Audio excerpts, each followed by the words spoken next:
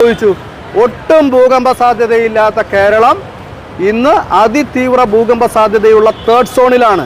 കേരളത്തിൽ എവിടെ വേണമെങ്കിലും റിക്ടർ സ്കെയിലിൽ 7+ വരുന്ന ഭൂകമ്പം ഉണ്ടാകാം. ഒരു വിലയില്ല, കേരളത്തിലെ ജനങ്ങൾക്ക് ഒരു വിലയില്ല. പ്രസംഗിക്കും നാട്ടുകാരെ കാണിക്കാൻ. നമ്മുടെ സ്വത്ത ഇവർ കയറിയിരുന്ന് തല്ലിപ്പൊളിച്ചെന്ന് ഓർക്കണം.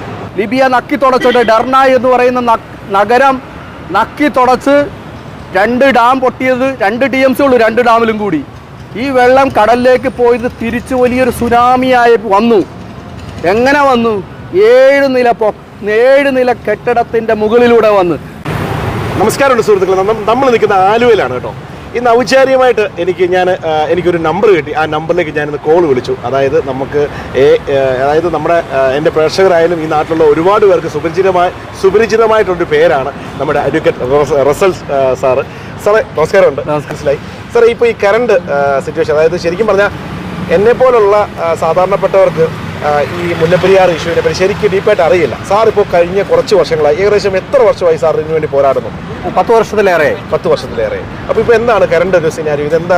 ഇതെന്തുകൊണ്ടാണ് ഇങ്ങനെ ഈ നീളാനുള്ളൊരു ഇതിൻ്റെ പിന്നിൽ ആരെങ്കിലും പ്രവർത്തിക്കുന്നുണ്ടോ? ആരാണ് തടസ്സം നിൽക്കുന്നത്? ഏകദേശം ഒരു ചുരുക്കിയ ഒരു രൂപം പറയാൻ പറ്റുമോ? രാഷ്ട്രീയം. അതായെന്താ, ഇതിനൊരു പൊളിറ്റിക്കൽ സൊല്യൂഷനാണ് പ്രായോഗികമായിട്ടുള്ളൂ. കോടതി വിധിയും കൊണ്ടൊന്നും ഒരു ഡാമും ഡീകമ്മീഷൻ ചെയ്യാൻ പറ്റൂല. ഒരു പൊളിറ്റിക്കൽ വില്ല് അല്ലെങ്കിൽ പൊളിറ്റിക്കൽ സൊല്യൂഷൻ വേണം. അപ്പം ഇപ്പം നമ്മൾ സുപ്രീം കോടതിയിൽ കേസ് കൊടുത്തേക്കണം എന്ത് പറഞ്ഞിട്ടാ? അതാണ് ശ്രദ്ധിക്കേണ്ടത്. ലോകത്തിലെ ഏറ്റവും പ്രഗത്ഭരായ റിലയബിലിറ്റി സയന്റിസ്റ്റുകൾ വന്ന് ഡാം പരിശോധിച്ച് ഡാമിന്റെ ഡേറ്റ് ഓഫ് ഡീകമ്മീഷനിങ് പറയണം. എന്നുവരെ ഈ ഡാം സുരക്ഷിതമായി നിലനിൽക്കും എന്നുള്ള ഡേറ്റ് ഫിക്സ് ചെയ്യണം. അത് ഫിക്സ് ചെയ്യാനായിട്ട് ലോകത്ത് ഒരേ ഒരു ഏജൻസി ഉള്ളൂ. അവരെയാണ് റിലയബിലിറ്റി സയന്റിസ്റ്റ് എന്ന് പറയുന്നത്.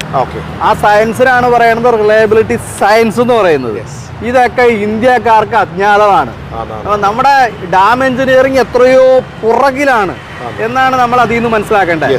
ഇപ്പൊ സുപ്രീം കോടതി വെച്ചിരിക്കുന്ന എംപവേർഡ് കമ്മിറ്റി, അതിൻ്റെ അടിയിൽ ഒരു സൂപ്പർവൈസറി കമ്മിറ്റി, അതിൻ്റെ അടിയിൽ ഒരു സബ് കമ്മിറ്റി, ഇതിലെല്ലാം സിവിൽ എഞ്ചിനീയേഴ്സ് ഉള്ളത്. ഡാം എഞ്ചിനീയറിംഗ് എന്ന് പറഞ്ഞു കഴിഞ്ഞാൽ സിവിൽ എഞ്ചിനീയറിംഗ് മാത്രമല്ല, സീസ്മോളജിസ്റ്റുകൾ വേണം, ഹൈഡ്രോളജിസ്റ്റുകൾ വേണം, സിവിൽ എഞ്ചിനീയേഴ്സും വേണം. അപ്പോൾ ഞാൻ പറയുന്നത് റിലയബിലിറ്റി സയന്റിസ്റ്റുകൾ വന്ന് ഡാം പരിശോധിച്ച് ആ ഡാമിൻ്റെ എന്നുവരെ നിൽക്കും ആ ഡേറ്റ് പറയണം. അപ്പോൾ അങ്ങനെ ഞാൻ പറയാൻ കാരണമുണ്ട്, റിലയബിലിറ്റി സയൻസ് പ്രകാരം ഒരു ഡാമിൻ്റെ ആയുസ് ഏത് ഡാമിൻ്റെ 40 വർഷമുള്ളൂ. ഇത് 128 വർഷമായി. അപ്പോൾ റിലയബിലിറ്റി സയന്റിസ്റ്റുകൾ വന്നാൽ ഡാം ഡീകമ്മീഷൻ ചെയ്യണമെന്ന് പറയും. അതിന് എന്ത് ചെയ്യണമെന്ന് വെച്ചാൽ കേരള സർക്കാർ നമ്മുടെ കേസിലെ കക്ഷിയാണ്, കേന്ദ്ര സർക്കാർ നമ്മുടെ കേസിലെ കക്ഷിയാണ്. അപ്പോൾ ഈ സർക്കാരുകൾ വന്ന് പറഞ്ഞാൽ മതി. അതായത് കേരള സർക്കാർ സുപ്രീം കോടതി വന്ന് പറയുക, ഡാം റിലയബിലിറ്റി സയന്റിസ്റ്റുകൾ വന്ന് പരിശോധിക്കുന്നതിൽ ഞങ്ങൾക്ക് വിരോധമില്ല. എന്തിനാ വിരോധം ഉണ്ടാവേണ്ട കാര്യം എന്താണ്? എക്സ്പേർട്സ് വന്ന് ഡാം പരിശോധിക്കുന്നതിൽ വിരോധം ഉണ്ടാവേണ്ട കാര്യം എന്താണ്? അപ്പോൾ ഞങ്ങൾക്ക് ഡാം എക്സ്പേർട്സ് വന്ന് പരിശോധിക്കുന്നതിൽ വിരോധമില്ല.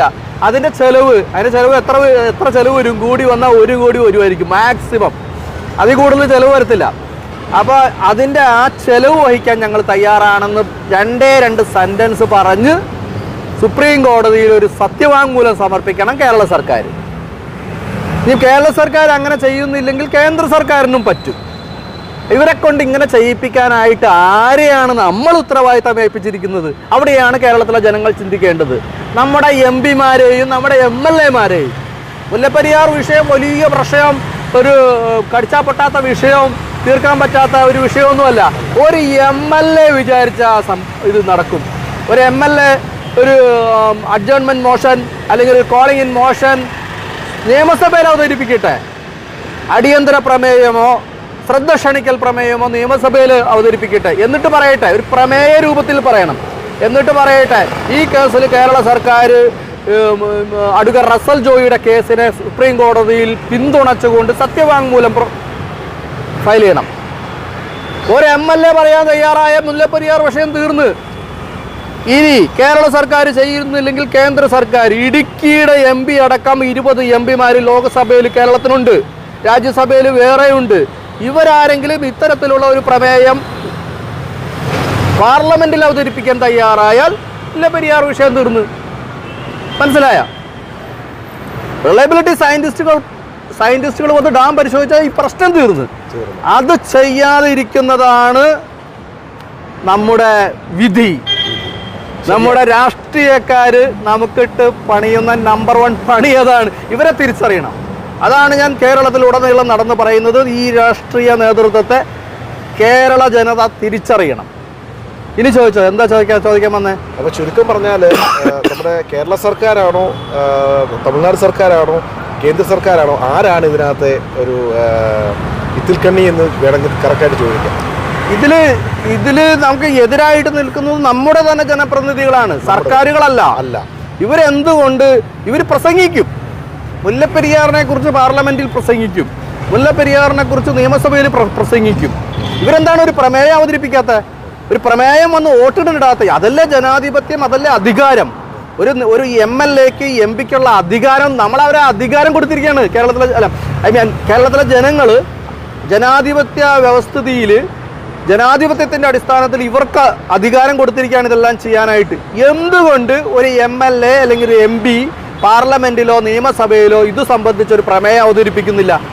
പ്രസംഗിക്കും നാട്ടുകാരെ കാണിക്കാൻ. അപ്പൊ ശരിക്കും പറഞ്ഞാൽ വോട്ട് കുത്തുന്ന ജനങ്ങൾക്ക് യാതൊരു വിലയില്ല. അപ്പൊ അവർ ഇത് പൊട്ടിയാൽ ജനങ്ങൾ മരിച്ചോട്ടെ എന്നാണ് അവർ പറയുന്നത്. ഒരു വിലയില്ല, കേരളത്തിലെ ജനങ്ങൾക്ക് ഒരു വിലയില്ല.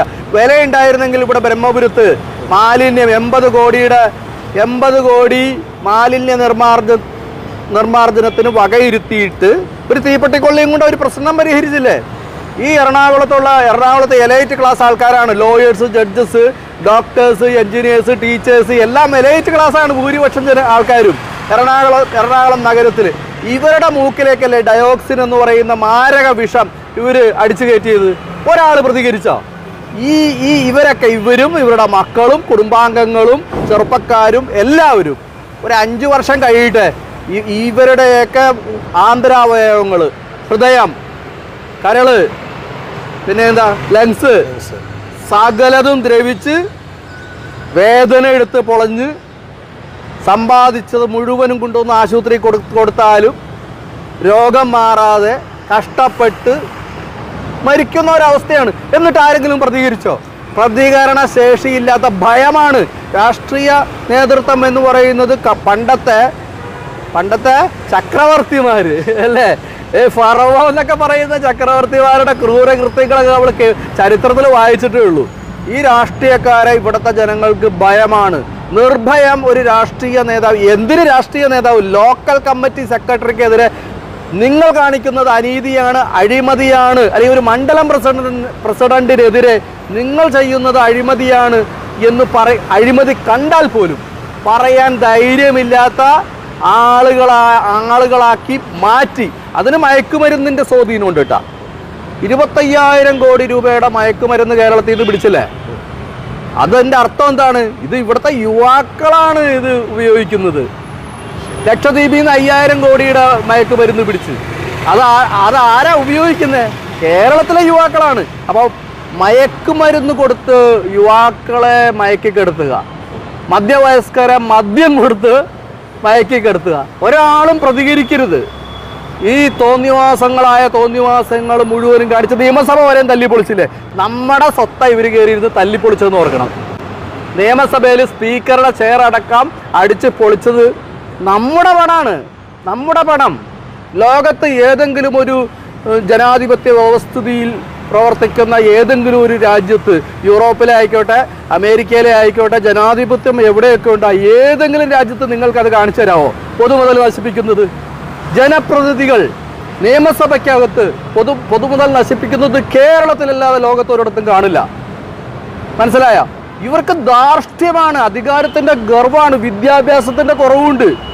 ഇവിടെ യുവാക്കളൊക്കെ ഇപ്പോൾ MA MSc പോസ്റ്റ് ഗ്രാജുവേഷൻ ഇല്ലാത്തവർ വളരെ ചുരുക്കമായിട്ട് വന്നിരിക്കുകയാണ് കേരളത്തിൽ. ഇവർക്ക് എന്നാ വിദ്യാഭ്യാസമുണ്ട്?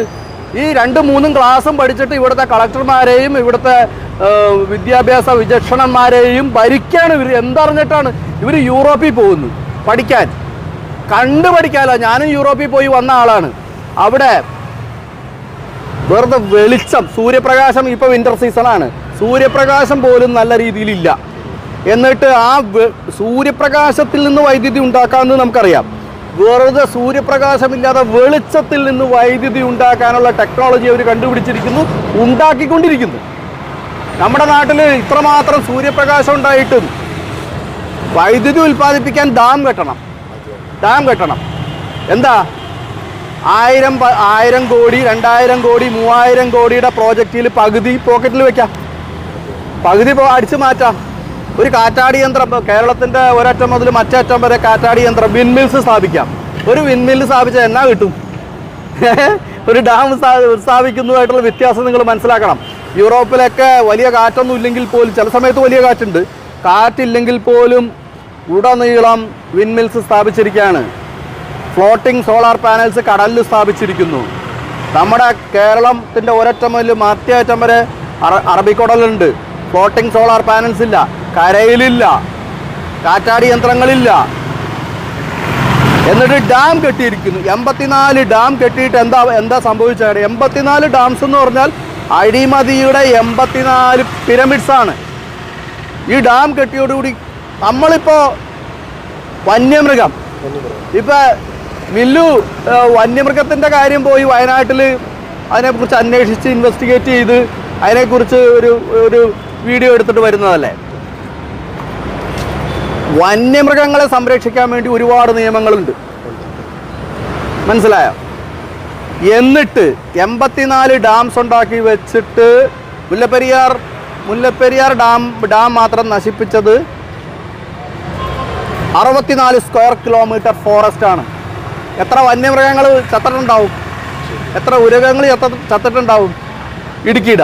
ഇടുക്കി ഡാം നശിപ്പിച്ചത് 65 സ്ക്വയർ കിലോമീറ്റർ വനമാണ്, മനസ്സിലായോ? അപ്പോൾ 84 ഡാംസ് എന്തുമാത്രം വന്യജീവികളെ കൊന്നു, കാണുന്നതും കാണപ്പെടാത്തതുമായ എത്ര ജീവിവർഗങ്ങളെ കൊന്നു, ഫോറസ്റ്റ് നശിപ്പിച്ചു, കേരളം നശിപ്പിച്ചു. ഈ ഡാംസ് എന്ന് പറഞ്ഞു കഴിഞ്ഞാൽ കടലുകളാണ്. ഈ വെള്ളത്തിൻ്റെ മർദ്ദം ഭൂമിക്കടിയിലേക്ക് പോയിട്ട് എല്ലാ ഡാമിൻ്റെ അടിയിൽ നിന്നും പാറയുടെ അടുക്കുകൾ തെന്നിമാറി തമിഴ്നാട് വരെ തെന്നിമാറി പോയിട്ടുണ്ട്. അതിൻ്റെ അർത്ഥം എല്ലാ ഡാമിൻ്റെ അടിയിലും വലിയ പൊത്തുകൾ രൂപപ്പെട്ടിരിക്കുന്നു, വലിയ ഗർത്തങ്ങൾ രൂപപ്പെട്ടിരിക്കുന്നു. അതുകൊണ്ട് എന്ത് സംഭവിച്ചു? ഒട്ടും ഭൂകമ്പ സാധ്യതയില്ലാത്ത കേരളം ഇന്ന് അതിതീവ്ര ഭൂകമ്പ സാധ്യതയുള്ള 3rd സോണിലാണ്. കേരളത്തിൽ എവിടെ വേണമെങ്കിലും റിക്ടർ സ്കെയിലിൽ 7+ വരുന്ന ഭൂകമ്പം ഉണ്ടാകാം.